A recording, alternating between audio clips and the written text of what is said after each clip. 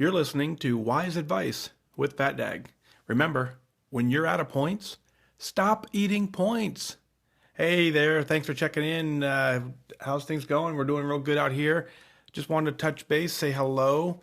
Start the show the same way we start every way, is this with the tracker accountability. Still working on a vacation week. My plan is that I'm going into this week with a very mindful mindset. I'm not tracking. Very mindful, eating the things that I normally eat on plan, but I'm not sticking to it from a tracking standpoint. It's a personal preference that I'm using as I'm on this road trip, just to make my mind know that I'm in the game. It keeps me engaged. I think that for me, this particular week, the stress of trying to track things that I don't normally eat, in a sense where I don't know the point values, I don't have control over a lot of it. It became stressful early in the week, so I kind of adopted you know what, I'm going to go into the mindset of staying mindful, staying on the plan, but I'm working it my way. Get back soon. Can't wait to get on my scale. Really looking forward to hopping on the scale, seeing where I'm at, and then setting a new plan, setting a new countermeasure from there and moving forward. So that's where that's at. Going to talk about in a little bit. We're going to talk about some 5 a.m. club stuff, some gym stuff. But first, I want to tell you about an email I just got that sums it all up for me. Mary writes in. Mary says, and I quote this, as Dear Fat Dag, first of all, you're an inspiration. I listened to your podcast on soda. Needless to say, my picture should be on the corporate report for Coca-Cola Company. I am a diet soda drinker, never drink sugared soda, but I am drinking all the time. After listening to you, I am ready to cut it out. I know I'll be in a big withdrawal, but I have to start somewhere. I can't seem to lose any more weight. I'm down 33 pounds. I think that I seem to crave more sugar when I'm drinking soda.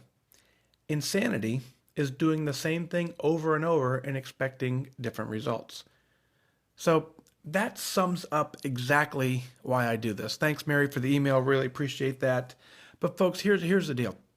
I agree with her. I agree with completely.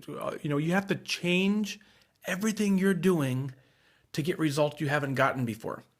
And so what I'm really proud about is Mary internally recognized that, hey, this is an area of her life where she can make a change. It's an easy change. I told you about my soda thing. I got rid of soda completely. It feels amazing to have said that and to do that. So the fact that, Mary, you're on your own, recognizing that, man, this is going to be great. I can't wait to see you kick this habit. I know many people who've done it. It's very doable, and you're going to be successful. So thanks for writing in. Very proud of you for that. I just wanted to give you that shout out and give you that motivation. Let me know when you get there. We'll be cheering you on. Now, like I said in the beginning, I want to talk about some what we call the 5 a.m. Club.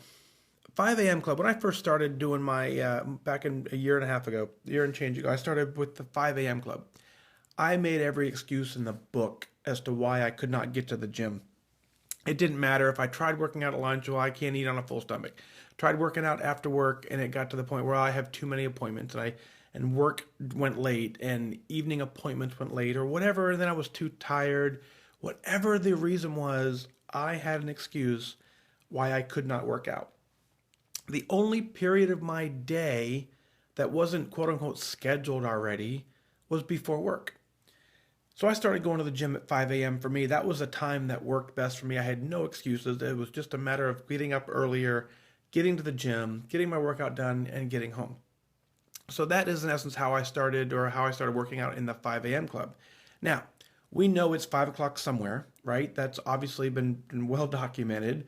It's 5 o'clock somewhere. And the 5 a.m. Club doesn't mean you have to go run a mile. Doesn't mean you have to go run, a marathon. All we're saying is at some point, make a conscious effort to do something, somewhere, someplace, anytime. That's it.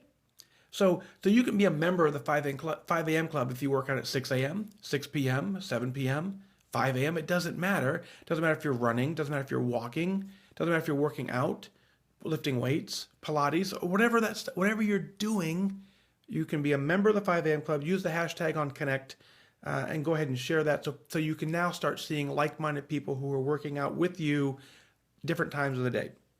So when I first started, here's what I thought. When I first started working out, I didn't understand I believed very firmly that working out was how I was going to take the weight off. I didn't believe that it was my eating. I believed it was 100% what I was doing at the gym. So I kept thinking I had to go to the gym more. And I failed on Weight Watchers every time I did that because I could not sustain a workout regimen in the gym. I'm not a gym rat. I don't enjoy the gym in that regard. So I couldn't sustain it. So I would go to the gym and I would work out. I would try and lose weight, and I'd kill myself in the gym only to give up that routine and then slowly fall back into the old routines and gain all my weight back. So this particular time when I said, hey, it's time for the 5 a.m. club, my only goal was to set an attendance goal, not a performance goal. And where I think that's critical is, for me, that enabled me to develop the habit of I go to the gym versus I do this at the gym. The distinction is huge for me, because if I go every single day, if I go 4 days a week and I set a goal of saying I just want to have an attendance goal, then my brain starts getting those victories. A small victory of going 3 days in a row, 4 days in a row, 4 days this week, 5 days this week. Those victories kept me moving forward. I did not want to get to the gym and try and do a workout routine. It was going to make me feel like I did something, but it was going to leave me so sore that I couldn't get back to the gym for a week. And then a week later, I had to remind myself, oh, I go to the gym.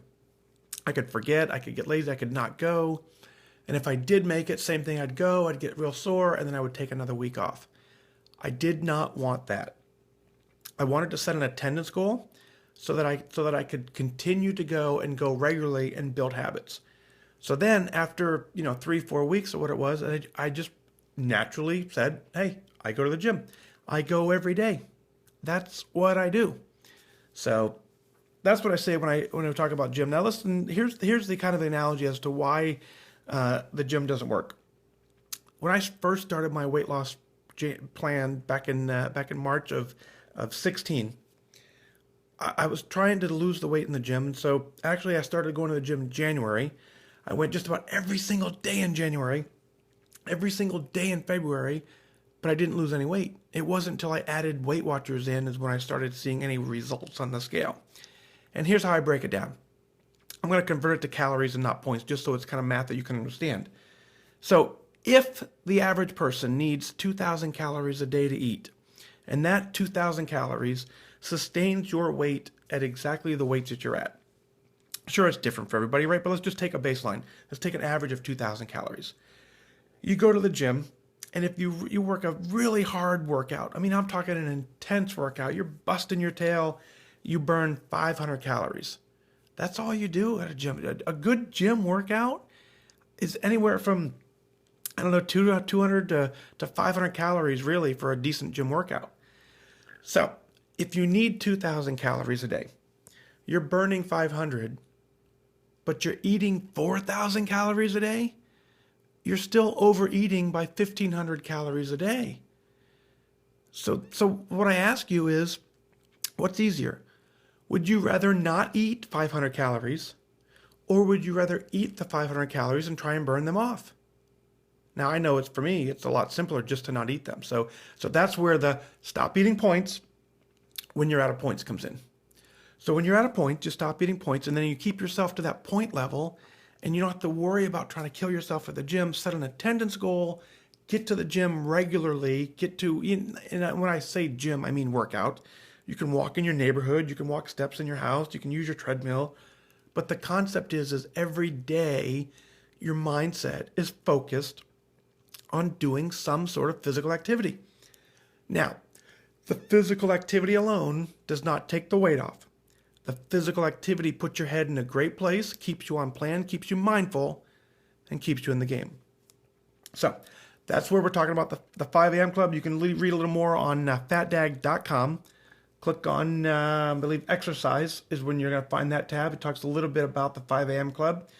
And otherwise, you can go to the podcast app. You can send me an email. Really want to hear from you. I want to hear about some awards. I want to hear what's going on in your life. Let me know.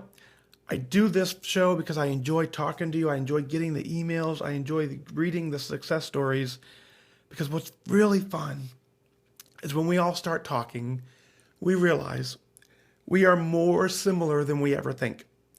All of us have so much in common, and what we need to know is that if I can do it, you can do it, and if you can do it, someone else can do it. So as we share our story, we're building success for every single one of us and for the community. So thanks for what you do. Thanks for tuning in. Man, I wish you the best of focus.